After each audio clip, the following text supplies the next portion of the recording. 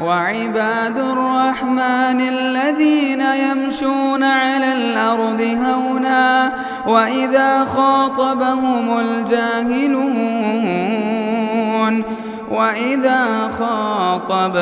الجاهلون قالوا سلاما.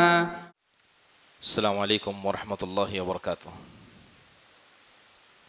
الحمد للہ رب العالمین والصلاة والسلام على سید الانبیاء والمرسلین نبینا محمد وعلى آلہ وصحبہ اجمعین. اما بعد، یقول اللہ سبحانہ وتعالی یؤتی الحکمت من یشاء ومن یؤت الحکمت فقد اوتی خیرا کثیرا. اللہ سبحانہ وتعالی کا ارشاد ہے کہ اللہ جسے چاہے اسے حکمت عطا کرتا ہے، اور جسے اللہ تعالیٰ نے حکمت کی دولت سے نوازا تحقیق کے اسے بہت سارا خیر عطا کیا گیا. امام سعدی رحمہ اللہ علیہ اس آیت کی تفسیر کے حوالے سے کہتے ہیں کہ اللہ تبارک و تعالیٰ نے جس حکمت کو خیر کثیر سے تعبیر کیا ہے، اس کا سیدھا مطلب یہ ہے کہ جس آدمی کو اللہ تعالیٰ نے اپنی اس نعمت حکمت سے نوازا وہ دارین میں کامیاب ہو جائے گا، بلکہ دنیا اور آخرت کے اندر جتنی بھی مصیبتیں اللہ نے انسانوں کے لیے لکھی ہیں ان مصیبتوں سے بھی اللہ اسے بچا لے گا. یہی وہ حکمت ہے جو انبیاء علیہ الصلاۃ والسلام کی وراثت و علماء کو عطا کی گئی. بلکہ بندہ اللہ سبحانہ و تعالیٰ کے نزدیک اسی وقت مکمل مومن ہوتا ہے جس کے اندر اللہ سبحانہ و تعالیٰ حکمت عطا کرتا ہے. بلکہ امام سعدی رحمہ اللہ آگے کہتے ہیں کہ کمال حکمت یہی ہے کہ اللہ تعالیٰ بندے کو علمی طاقت عطا فرمائے جس کے ذریعے وہ حق کو جانتا ہو، اور عملی طاقت عطا کرے جس کے ذریعے اوامر و نواہی پر وہ عمل کرتا ہو، لہذا اس کا قول اور اس کا فعل دونوں آپس میں تطابق کر جائیں گے.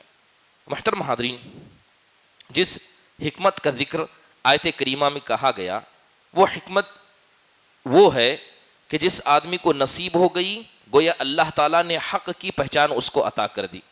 یہی حکمت انبیاء کی پہچان رہی ہے. بلکہ جس آدمی کو اللہ نے حکمت دی گویا اللہ نے اسے کمال عقل تک پہنچا دیا، اللہ نے اسے بصیرت سے نوازا. بلکہ حکیم آدمی جہاں بھی رہے گا، یہاں تک کہ اگر بنجر زمین میں بھی اللہ اسے ڈال دے گا اس زمین کے لیے بھی وہ فائدہ مند ہوگا. محترم حاضرین، اب سوال ہے کہ حکمت کہتے کسے ہیں؟ علماء نے حکمت کی تعریف بیان کرتے ہوئے کہا، خاص کر علامہ ابن القیم رحمہ اللہ کہتے ہیں حکمت یہ ہے کہ انسان صحیح کام کو صحیح طریقے پر اور صحیح وقت پر انجام دے. بلکہ بعض علماء نے کہا کہ انسان کے پاس خیر اور شر اس کو تولنے کا صحیح ترازو آ جائے، اللہ نے علم عطا کیا ہو اس پر وہ عمل کرتا ہو، تو ان دونوں کی وجہ سے جو خیر اور شر کا ترازو اس کے پاس بن جائے گا جس سے وہ زندگی کے ہر معاملے کو تولے گا، اس کو اسلام نے حکمت سے تعبیر کیا ہے. محترم حاضرین، حکمت یہ اللہ تبارک و تعالیٰ کی اتنی بڑی نعمت ہے کہ جس کو اللہ نے عطا کیا اللہ نے اس پر واجب قرار دیا کہ وہ اللہ کا شکر ادا کرے. سورہ لقمان کے اندر بلکہ اللہ تعالیٰ نے حضرت لقمان علیہ السلام کا ذکر کیا تو کہا وَلَقَدْ آتَيْنَا لُقْمَانَ الْحِكْمَةَ أَنِ اشْكُرْ لِلَّهِ، کہ ہم نے لقمان حکیم کو حکمت سے نوازا اور ہم نے کہا کہ ہماری اس نعمت کے بدلے آپ اللہ تبارک و تعالیٰ کا شکر ادا کریں. محترم حاضرین، حدیث کے اندر آیا ہے، اللہ کے نبی صلی اللہ علیہ وسلم کہتے ہیں لا حسد الا فی اثنتین، کہ کسی آدمی پر حسد کرنا یا دوسرے الفاظ میں کہا جائے رشک کرنا جائز نہیں ہے مگر دو صورتوں میں.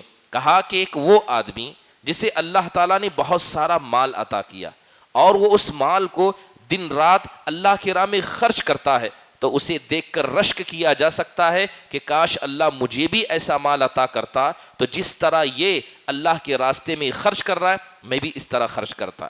پھر آپ نے کہا کہ دوسرا وہ آدمی جسے اللہ نے حکمت کی دولت سے نوازا لہذا اس کے ذریعے وہ لوگوں میں صحیح فیصلہ کرتا ہے۔ محترم حاضرین، حکمت یہ اللہ تعالیٰ کی اتنی بڑی نعمت ہے۔ اگر بنیادی طور پر کہا جاتا ہے کہ ایک ہوتا ہے کسی آدمی کے پاس علم کا آنا، علم سے بڑی چیز ہوتی ہے انسان کے پاس دین کی سمجھ کا آنا، اور سمجھ سے بڑی چیز ہوتی ہے دین کی حکمت کا آنا یا شریعت اسلامی کی حکمت کا آنا۔ تو علم اللہ تعالیٰ ہر کسی کو دے دیتا ہے۔ اگر کوئی آدمی علم کے مسئلے میں محنت کرتا ہے تو اللہ اسے علم سے نوازتا ہے۔ بات اگر فقہ کی، دین کی سمجھداری کی جائے، اللہ اسے عطا کرتا ہے جس کے ساتھ اللہ خیر کا ارادہ کرتا ہے، اور بات اگر حکمت کی جائے تو یہ انبیاء کی خاصیت ہے اور یہ گنے چنے لوگوں کو ہی اللہ سبحانہ و تعالیٰ عطا کرتا ہے۔ بلکہ حکمت سلف صالحین کے نزدیک اتنی بڑی نعمت تھی، ابن عوینہ رحمہ اللہ کہتے ہیں کہ ان افضل ما اعطی العبد فی الدنیا الحکمہ وفی الآخرۃ الرحمہ، کہتے ہیں کہ اگر دنیا کی ساری نعمتوں کو تولا جائے تو میرے نزدیک سب سے افضل نعمت حکمت ہے، اور آخرت کی ساری نعمتوں کو تولا جائے تو سب سے افضل اللہ سبحانہ و تعالیٰ کی رحمت ہے۔ محترم حاضرین، اگر آپ دیکھیں کہ انبیاء علیہ الصلاۃ والسلام، خصوصی طور پر جناب محمد الرسول اللہ صلی اللہ علیہ وسلم نے اپنی زندگی میں حکمت کو کیسے استعمال کیا، واضح مثال کی جائے صلح حدیبیہ کے موقع پر اللہ کے نبی صلی اللہ علیہ وسلم 1400 صحابہ کو لے کر حدیبیہ کے مقام پر پہنچتے ہیں۔ آپ کا ارادہ عمرہ کرنے کا تھا، مشرکین مکہ کو پتہ چلتا ہے، وہ حدیبیہ کے مقام پر آ کر آپ کو روک دیتے ہیں۔ اب اللہ کے نبی صلی اللہ علیہ وسلم بات چیت شروع کرتے ہیں، حضرت عثمان کو بھیجا جاتا ہے، تاخیر ہوتی ہے۔ اللہ کے نبی صلی اللہ علیہ وسلم 1400 صحابہ کے ہاتھ پر ایک درخت کے نیچے بیعت لیتے ہیں، کیونکہ حضرت عثمان کا قتل یہ ظلم تھا۔ تو سارے صحابہ نے عہد و پیمان کیا کہ ہم اپنے جسم کے خون کے آخری قطرے تک مشرکین مکہ سے لڑیں گے، مگر بعد میں خبر جھوٹی نکلی۔ مشرکین مکہ کی طرف سے سہیل بن عمرو آتا ہے، جیسے ہی اللہ کے نبی دیکھتے ہیں، آپ کہتے ہیں کہ مشرکین مکہ اب یہ بات چیت کرنا چاہتے ہیں، لہذا صلح لکھی جاتی ہے۔ جیسے ہی صلح لکھی جا رہی تھی تو اللہ کے نبی کہتے ہیں اکتب بسم اللہ الرحمن الرحیم، اے علی لکھو کہ میں اللہ کے نام سے شروع کرتا ہوں جو رحمان ہے تو رحیم ہے۔ تو سہیل بن عمرو جو مشرکین مکہ کی طرف سے تھا، وہ کہتا ہے کہ بسم اللہ تو ہم جانتے ہیں، یہ رحمان کون ہے ہم نہیں جانتے، آپ لکھیے بسمک اللہم۔ تو حضرت علی کہتے ہیں کہ ایسا نہیں ہوگا۔ اللہ کے نبی صلی اللہ علیہ وسلم کہتے ہیں کہ جیسے وہ کہتا ہے لکھ دو، لکھ دیا جاتا ہے۔ پھر خط شروع ہوتا ہے کہ یہ خط محمد رسول اللہ صلی اللہ علیہ وسلم کی طرف سے ہے۔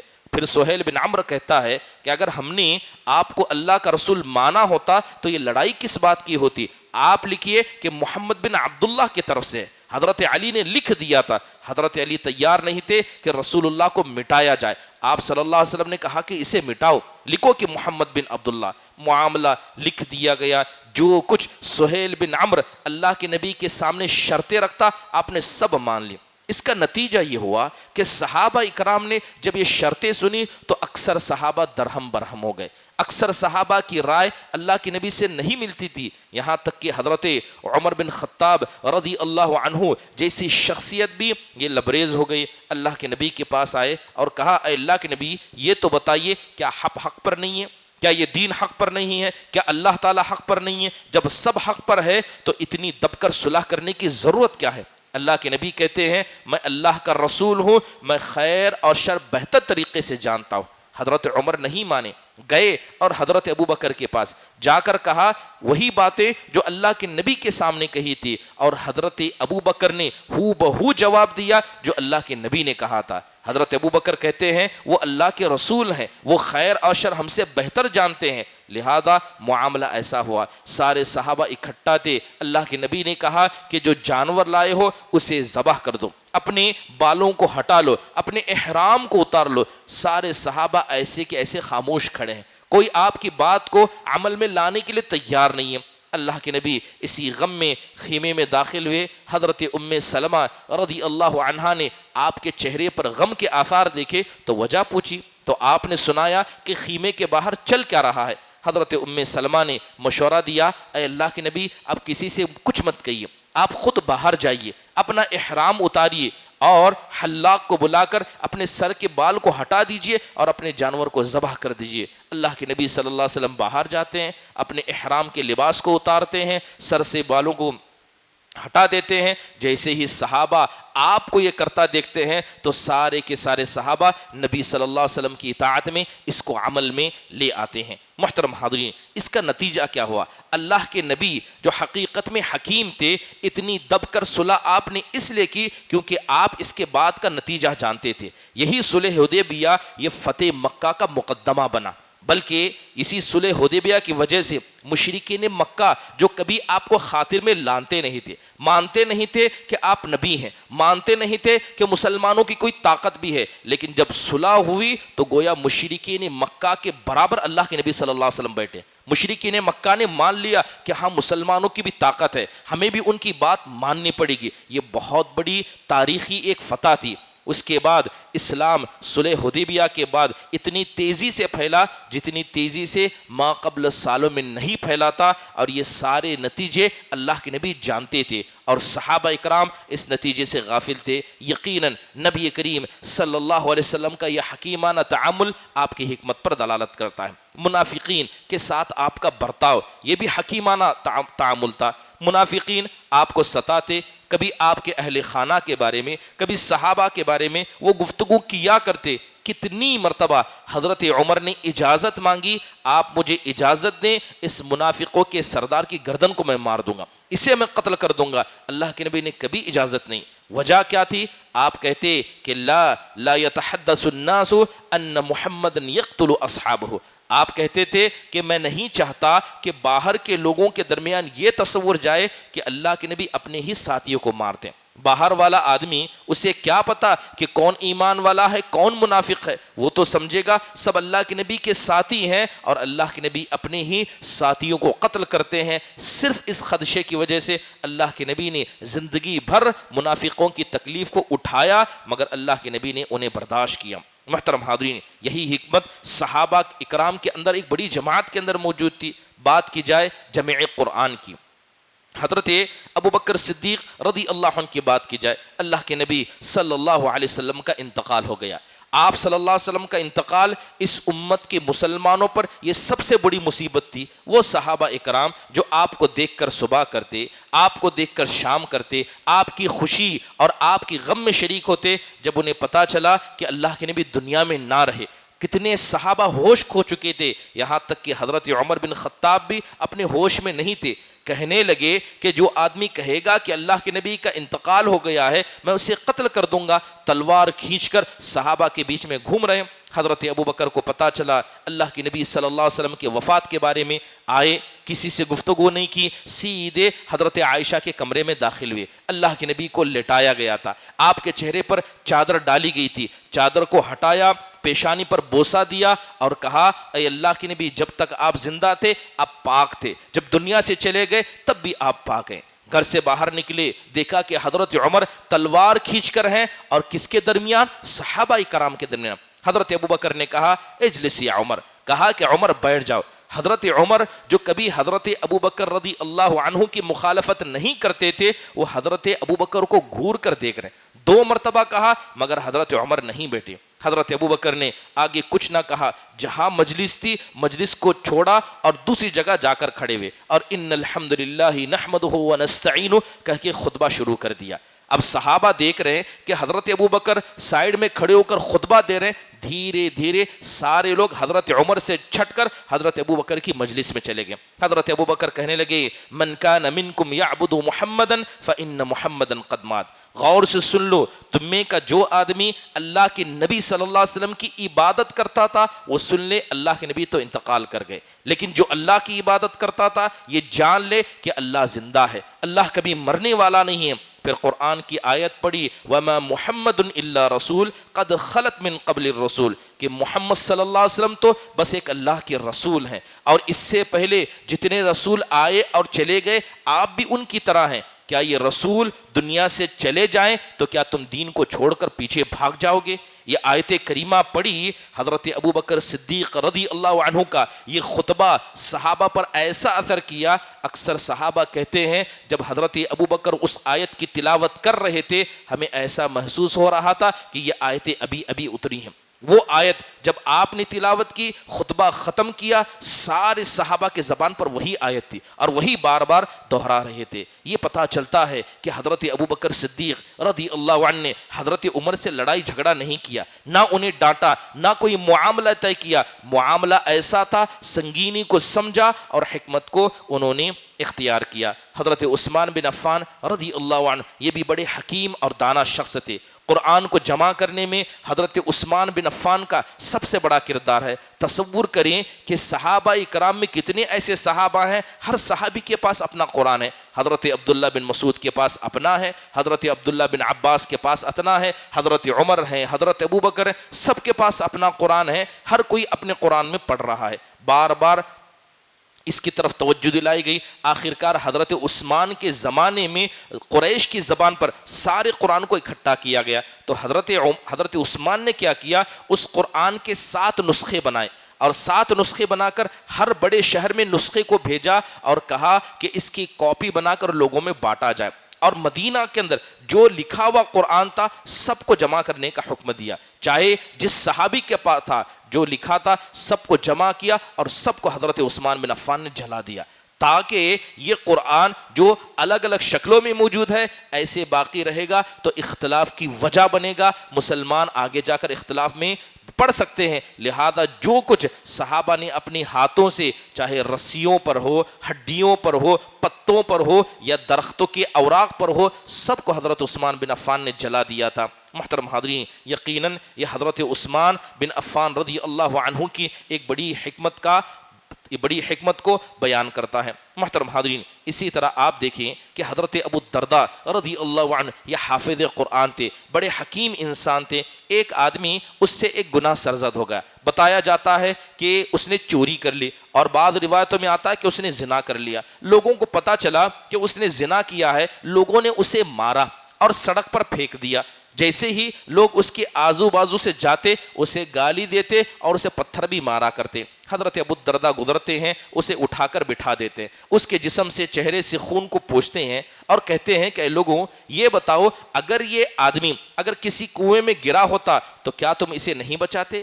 کیا تم اس کا ہاتھ پکڑ کر اسے باہر نہیں کھینچتے؟ کہا کہ ضرور کرتے. تو کہتے ہیں کہ یہ گناہ کے بھی کنویں میں گرا ہے, ہمارا کام یہ ہے کہ اس کو وہاں سے نکالا جائے نہ کہ اسے اور وہاں ڈھکیلا جائے. لہذا نصیحت کرتے ہوئے کہا کہ اسے گالی مت دو, یہ مسلمان ہے, ہر مسلمان سے محبت کرنا یہ مسلمان کی ذمہ داری ہے. ہم نفرت کرتے ہیں اس گناہ کی وجہ سے جسے اس نے انجام دیا ہے. یقیناً یہ صحابہ کا عمل حکیمانہ عمل تھا. حکمت کے حوالے سے حضرت عمر بن عبدالعزیز رحمہ اللہ کی بے شمار مثالیں تاریخ کے اندر ملتی ہیں.